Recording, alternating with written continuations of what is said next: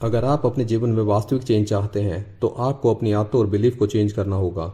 Stephen कवी कहते हैं कि अगर आप अपने डेस्टिनी को बदलना चाहते हैं तो आपको अपनी आदतों को बदलते हुए अपने कैरेक्टर का निर्माण करना है, जिसके लिए आपको अपनी अंदरूनी ज़िंदगी को चेंज करते हुए बाहरी ज़िंदगी को चेंज करना है।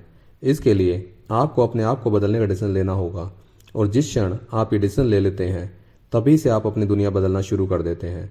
खुद को बदलने से अगर आपको कोई रोकता है तो आप खुद हैं। इसीलिए अपने आप को बदलें, आपकी ज़िंदगी अपने आप बदल जाएगी। बुक की समरी को समझने से पहले हमें पैराडाइम को समझना होगा। हम दुनिया को वैसे नहीं देखते जैसे कि वो है, बल्कि वैसे देखते हैं जैसे कि हम उसे देखना चाहते हैं, और यही हमारा पैराडाइम है। बल्कि हम इस बात पर भी ध्यान नहीं देते कि दूसरे खुद को और इस दुनिया को कैसे देखते हैं। इस बात की नॉलेज ना होने से हम अपनी राय और डिसीजन दूसरों पर डाल देते हैं, और ये हमारी पर्सनल एफिशिएंसी को कम कर देता है। हम अपनी सेल्फ अवेयरनेस से अपने पैराडाइम का पता कर सकते हैं कि ये हमारे रियल फैक्ट पर डिपेंड है या किसी सिचुएशन या एनवायरनमेंट के इम्पैक्ट का रिजल्ट है। और काफ़ी हद तक हमारे दिमाग की कंडीशनिंग इसी पर आधारित होती है, और जैसे हमारे दिमाग की कंडीशनिंग होती है हम उसी के अकॉर्डिंग बिहेव करते हैं। और ये कंडीशनिंग या तो हमें अपने पूर्वजों से या हमारे माता पिता से या ये हमारे आसपास के एनवायरनमेंट का परिणाम है। इसी कारण हम अपनी स्थिति के लिए किसी और पर्सन, सिचुएशन या किसी और चीज़ को उसके लिए जिम्मेदार ठहराते हैं। इसीलिए हमारी कंडीशनिंग की वजह से ही हम किसी भी इवेंट पर एक सेट रिएक्शन देते हैं। आप जानते हैं कि बचपन में जो भी आपके साथ होता है उससे ही आपके कैरेक्टर और पर्सनैलिटी का निर्माण होता है, और यही आपके पूरे लाइफ को कंट्रोल करता है। और आपकी लिमिटेशन वगैरह पहले से डिसाइड हो चुकी है, और बेसिकली आप इसमें ज़्यादा कुछ नहीं कर सकते। पर सबसे अच्छी बात तो ये है कि आप अपनी आदतों को चेंज करते हुए अपने पर्सनैलिटी को चेंज कर सकते हैं। तो चलिए आज बात कर रहे हैं हम उन 7 habits of highly effective people की, जिसको लिखा है स्टीफन आर कॉवी ने। प्रोएक्टिव। क्या आप अपनी ज़िंदगी में ज़्यादा इफेक्टिव बनना चाहते हैं और अपनी ज़िंदगी का कंट्रोल अपने हाथ में लेना चाहते हैं? तो जो आपके डिसीजन हैं वो आपके वैल्यूज़ के बेस पर होने चाहिए, ना कि किसी परिस्थिति के आधार पर। हम सब के पास एक एबिलिटी है, वो है रिस्पॉन्स चुनने की एबिलिटी, और हम स्वभाव से ही प्रोएक्टिव हैं। पर काफ़ी हद तक हमारी कंडीशनिंग ने हमें ऐसा बना दिया है कि हम रिस्पॉन्ड करने के बजाय रिएक्ट ज़्यादा करते हैं। सक्सेसफुल लोगों की पहली आदत है कि वो स्वभाव से प्रोएक्टिव होते हैं। प्रोएक्टिव पर्सन अपने वैल्यूज़ को प्रायोरिटी देते हैं और अपनी सिचुएशन और परिस्थिति के लिए किसी और को जिम्मेदार नहीं ठहराते। वहीं रिएक्टिव पर्सन अपनी हर प्रॉब्लम और सिचुएशन के लिए किसी को जिम्मेवार ठहराता है, और वो मानता है कि उसकी ज़िंदगी में अगर कुछ गलत हो रहा है तो उसका जिम्मेवार वो खुद नहीं कोई और है। जबकि सच्चाई तो ये है कि हमारे जीवन के लिए हम स्वयं जिम्मेवार हैं, और हमारा व्यवहार ही हमारे डिसीजन का परिणाम है। Start with and in the mind. Successful लोगों की दूसरी आदत है कि वो कोई भी काम शुरू करने से पहले उसके एंड रिजल्ट को ध्यान में रखते हैं, और वो किसी भी मीनिंगलेस गोल पर काम नहीं करते। बल्कि बाकी लोग अपने मीनिंगलेस गोल पर काफ़ी काम करते हैं, और जो उनको उनके मेन गोल से भटका देता है, और वो एफिशिएंट होने के बजाय इफेक्टिव होने की परवाह करते हैं। इस नेचर को चेंज करने के लिए उनको पर्सनल डेवलपमेंट की क्वालिटी को डेवलप करना होगा, ताकि वो अपने डिजायर्ड गोल और रिजल्ट को अचीव करने के लिए अपने दिन की शुरुआत सही तरीके से करें। सफल होने के लिए सबसे पहले आपको ये जानना है कि आपको क्या क्या अचीव करना है, उसकी प्लानिंग करनी है, और उस गोल को अचीव करने के लिए कौन कौन सी एक्टिविटी करनी है, और कौन कौन सा तरीका है जो आपको एक बेहतर रिजल्ट दे सकता है। और किसी भी काम को करने से पहले उसके रिजल्ट की कल्पना जरूर करें। इसीलिए अपना एक मिशन स्टेटमेंट जरूर बनाएं, और उस स्टेटमेंट को कहीं लिख लें और उसे बाय हार्ट याद कर लें। ये आपके पर्सनल बिलीफ को स्ट्रॉन्ग करता है, और ये आपके पर्सनल कॉन्स्टिट्यूशन की तरह होता है।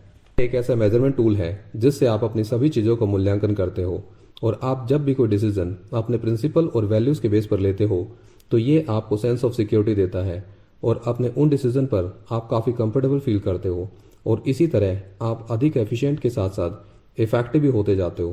Put first thing first.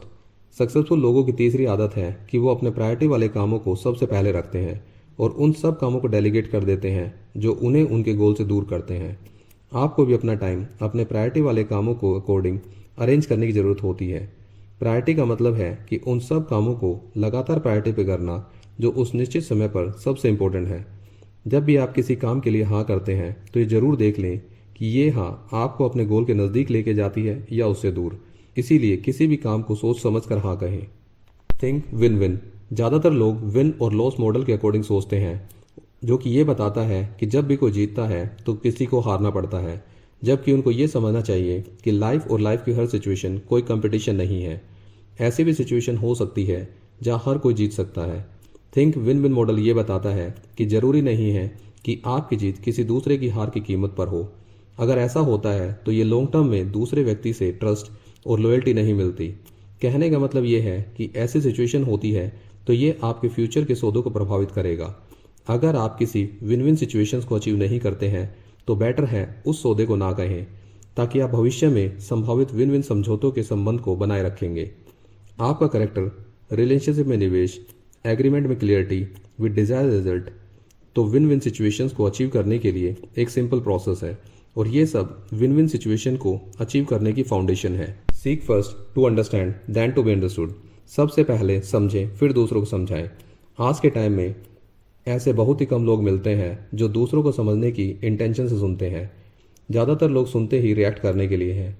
सुनना एक पावरफुल टूल है। अगर आप सहानुभूति के साथ सुनते हैं तो ये आपको पूरी इन्फॉर्मेशन मिलती है, ताकि आप अपनी बात उनको अच्छे से समझा पाएँ। और ये ह्यूमन लाइफ की एक बहुत ही इंपॉर्टेंट नीड को फुलफिल करता है, जिसमें कि उनको समझना और अप्रिशिएट करना शामिल है। अगर आप वास्तव में अटेंटिव होके और सहानुभूति के साथ सुनते हैं तो आप देखेंगे कि लोग आपसे खुलकर बातें करने और ओपिनियन और एडवाइस को कंसिडर करेंगे। शुरुआत में इस स्किल को डेवलप करने में आपको काफ़ी टाइम और एफर्ट लग सकता है, पर आप यकीन मानकर चलिए इसके रिजल्ट और रिवॉर्ड्स बहुत अच्छे होंगे। सिनर्जी यानी तालमेल की आदत।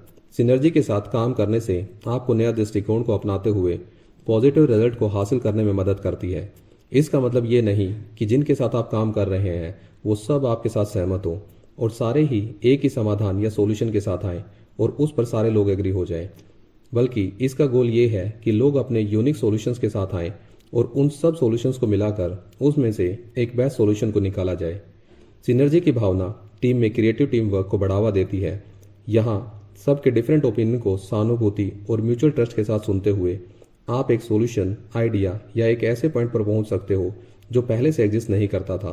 और ये सब टीम मेंबर के लिए विन विन सिचुएशन होती है और वो अपने आप को इम्पोर्टेंट फील करते हुए अपना पार्टिसिपेशन देते हैं। शार्पन योर सोक हैबिट का मतलब है कि जैसे एक वुड कटर कुछ अंतराल के बाद अपनी आरी की धार तेज करता है, वैसे ही आप अपनी अधिकतम क्षमता का यूज करते हो तो आप ज़्यादा प्रोडक्टिव होते हो। लोग अपने कामों में इतना बिजी हो जाते हैं कि वो अपने स्किल और अच्छी हैबिट को डेवलप करने का समय नहीं निकाल पाते और हर दम एक ही हवाला देते हैं कि उनके पास टाइम नहीं है। अगर वो अपनी हैबिट को शार्पन नहीं करते हैं तो वो अपनी अधिकतम कैपेसिटी का यूज़ नहीं कर पाते और धीरे धीरे वो उनकी प्रोडक्शन कैपेसिटी कम हो जाती है और वो इसी वजह से वो थके और उत्साहहीन नजर आते हैं। अपनी पुरानी आदतों को बनाए रखते हुए आपको नई हैबिट और स्किल को डेवलप करने पर ज़रूर ध्यान देना चाहिए, ताकि आप अपने physical, social, spiritual and mental dimensions में एक नयापन ला सकें। और यही एक आदत आपकी बाकी सभी आदतों के चक्र को घेरे रहती है और यही आदत बाकी सभी आदतों को संभव बनाती है और यही एक आदत हमें स्वयं को सुधारने में मदद करती है। होप दोस्तों आपको ये बुक समरी पसंद आई होगी। अगर आपको ये बुक समरी पसंद आई तो वीडियो को लाइक और हमारे चैनल को सब्सक्राइब करना ना भूलें और कमेंट्स करके जरूर बताइएगा कि कौन सी एक आदत है जो आप चेंज करना चाहते हैं। तो मिलते हैं फिर एक नई बुक समरी के साथ। तब तक सीखते रहिए और आगे बढ़ते रहिए।